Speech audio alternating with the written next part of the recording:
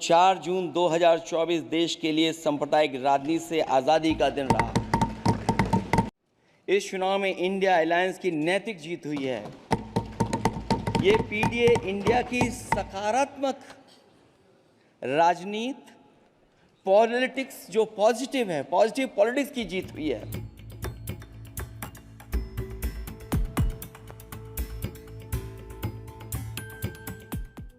पहली बार ऐसा लग रहा है हारी हुई सरकार विराजमान है। जनता कह रही है चलने वाली नहीं सरकार। अध्यक्ष महोदय, जनता कह रही है चलने वाली नहीं, ये गिरने वाली सरकार है। और क्योंकि ऊपर से जुड़ा कोई तार नहीं, नीचे कोई आधार नहीं, अधर में जो है अटकी हुई वो तो कोई सरकार नहीं। एक जीत और अध्यक्ष महोदय हुई है। मैं जानता हूं सत्ता पक्ष बैठे वाले लोग समझ गए होंगे।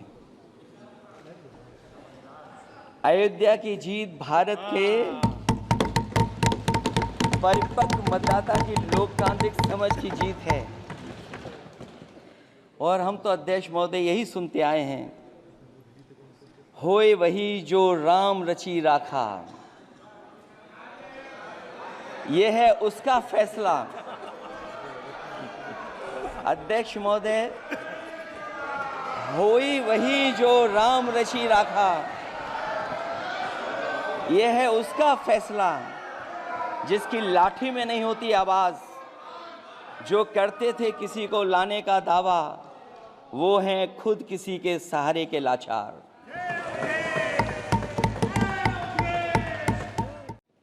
पिछले 10 सालों की उपलब्धि बस इतनी रही कि एक शिक्षा परीक्षा माफिया का जन्म हुआ। अध्यक्ष महोदय, जिस समय चुनाव में थे और उत्तर प्रदेश में वो हालात देखे हैं कि नौजवान जब भी तैयारी कर करके जाता था और परीक्षा दे करके लौटता था तो उसको पता लगता था कि पेपर लीक हो गया। और उत्तर प्रदेश में केवल एक पेपर लीक नहीं हुआ है, जितनी भी परीक्षाएं हुई हैं सब पेपर लीक हुए हैं। केवल उत्तर प्रदेश ही नहीं, मैं माननीय सांसद की तरफ से सुन रहा था, कई ऐसे प्रदेश हैं जहां पर परीक्षाएं देने तो बच्चे गए लेकिन वहां भी पेपर लीक हो गया। और अभी जब 4 जून को रिजल्ट आया, उसके बाद जो बात उठी है, देश की सबसे प्रेस्टिजियस परीक्षा, उसका भी पेपर लीक हो गया। और आखिरकार ये पेपर लीक हो क्यों रहा है?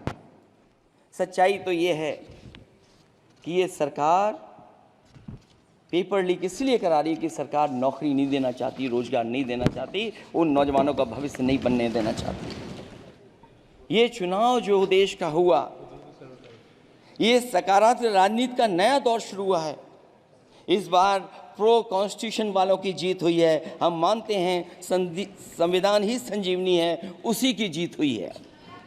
ये संविधान मंथन में संविधान रक्षकों की जीत हुई है। अब ऊपर से नीचे की राजनीति का अंत हो गया है। अब नीचे से जो समाज की जो आवाज उठेगी वही राजनीति का आधार बनेगी। मॉडल ऑफ कंडक्ट जब चुनाव हुआ, लागू हुआ, उस समय मैंने देखा कि कुछ लोगों पर मेहरबान रही सरकार और कमीशन भी।